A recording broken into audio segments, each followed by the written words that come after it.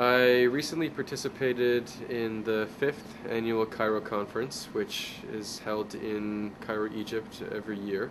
I've been to the last three, and I've had a chance to measure in some cases, very dramatic changes from one year to the next after seeing what's possible when all kinds of different groups from many different backgrounds and political traditions come together and work together, what they can achieve when they unite.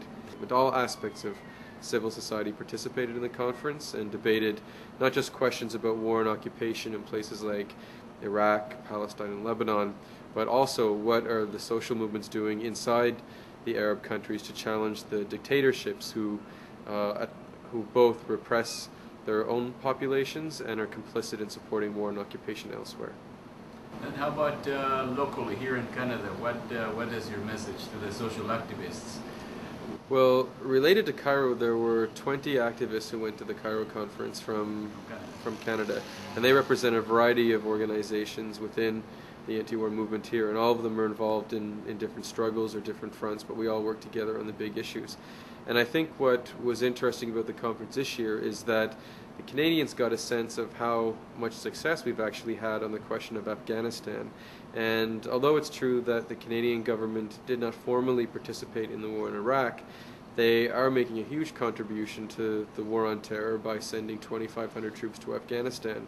And we've been working on that for quite some time, even though it's only been in the last year that the press has picked up Afghanistan as a central issue. It's now a mainstream public debate. We've prepared materials that challenge all the widely accepted arguments about why we're in Afghanistan, whether it's democracy or fighting terror or women's liberation or reconstruction aid and development. We've managed to challenge that and provide an alternative perspective to what the government and the press offer.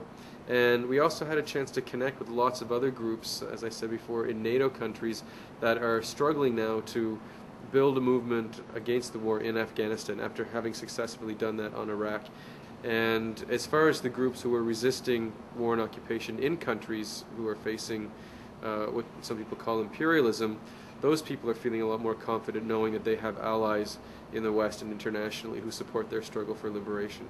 In your analysis, what is the real reason why Canada is in Afghanistan? Well, there's a huge gap between the official stated reasons and what I think the reality is. And I would argue that Canada is an imperialist country like many other advanced capitalist states, and it has its own interests in its own geopolitical interests in the Caspian region, like the United States and Britain and other NATO countries. And you look at the number of Canadian oil and gas companies, for instance, that are getting contracts to build pipelines from the Caspian Sea through Turkmenistan, Afghanistan, Pakistan, the role of the Canadian government securing those relationships. And also, you could talk to the defense industry and to high-profile personnel in the military who talk about their desire to reshape what Canada does internationally, that Canada needs to more aggressively and militarily seek its interests on the world stage, and that means having a more robust military that will more explicitly be involved in these wars because we have interests abroad that we want to protect. And the window dressing for that, because of course to make those arguments public, it's not really that palatable. People don't support that. The government and the military argue that the real reasons are for the things that most ordinary people support: democracy, freedom, women's liberation, those sorts of things. So I think there ultimately what is driving Canada, like any other state, are economic and political interests in those regions, and questions about what kind of influence Canada's going to have and how that will benefit our economy and the kind of political influence we have in other states. What CBC projects is basically we're there to bring democracy, and our soldiers are building schools and giving candy to the children and protecting women from mistreatment. What do you think about that perspective from especially CBC? Mm-hmm. Well, it's disappointing that the CBC, which is our public broadcaster, has taken such a position or appears to have favored one side of this debate over another. And you don't have to ask the anti-war movement or left-wing organizations or progressives about what the situation is like in Afghanistan. There's actually quite a bit of unanimity about how bad the situation is in Afghanistan from groups as diverse as the Canadian Senate, the Senless Council, which is a think tank on strategy and military affairs, Afghans themselves, international aid organizations, NGOs, and even people in the military. They've all agreed that the situation in Afghanistan today is worse than it was in 2001. There's more poverty and unemployment. Opium production generates twice the amount of international, or twice the amount of revenue that international aid does.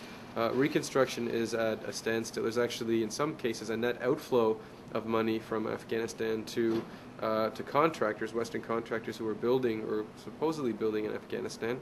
And NATO troops, including Canada, are supporting a parliament that's dominated by warlords and drug lords. These are people who have notorious human rights abuses, who have whose records are quite visible and quite public. But these are the people that we've decided to prop up and keep in power. And so I think looking at those things, the situation of ordinary people in Afghanistan, knowing that, for instance, the last 6 months of 2006, NATO dropped more bombs on Afghanistan than it did throughout the entire mission. Just in that last 6 months, more than the total number dropped since 2001.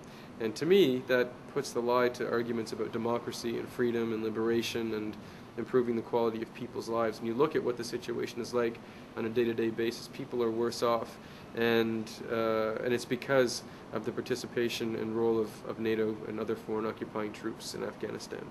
And what I find is that most Canadians support the idea that we should be helping in Afghanistan in some way. I don't think anybody wants to simply abandon Afghanistan and see the return of some of what was there, abuses of human rights that we've seen in the past. Canadians don't want to see that.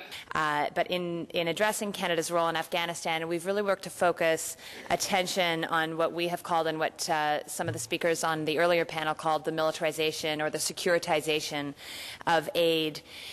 In essence, we've argued that the security agenda of the U.S. and its allies in Afghanistan, and in that I include Canada, is skewing, number one, where aid is spent, both within Afghanistan and globally. Number two, what aid is spent on. And number three, how aid is being delivered. These trends are problematic not only because they divert aid from its intended purposes of relieving suffering and eradicating poverty, but also because aid has become a powerful instrument to strengthen the military and public relations campaigns for the war, both within Canada and in Afghanistan on the ground. NDP defenders say that we should get out of the south and just act in the north part of Afghanistan as peacekeepers in a different role. Do you agree with that? Well, no, I don't agree with that. The idea that supporting a warlord government as peacekeepers in Kabul is somehow better than supporting a warlord government through a counterinsurgency in the south is just, I think, a ridiculous notion. It doesn't matter what role you're playing in supporting an illegitimate, violent, brutal government that is every bit as bad and as repressive as the Taliban or the Northern Alliance, and in fact includes some of those components, is not an improvement. And what gives me heart, though, is that I think the vast majority of people inside the NDP advocate for a position for full withdrawal of troops from all of Afghanistan. And I'm not a member of the NDP, but I was an observer at the NDP convention in September 2006 in Quebec City, where I think 1,500 delegates near unanimously voted to call for the immediate withdrawal of Canadian troops from all Afghanistan. And many of those people who are members of the NDP, who are activists in the NDP, are also activists and leaders in the anti-war movement, and understand, despite what debates might be happening in caucus or with some sections of the leadership, that Canada is not playing a constructive role there, and we need the troops to come home.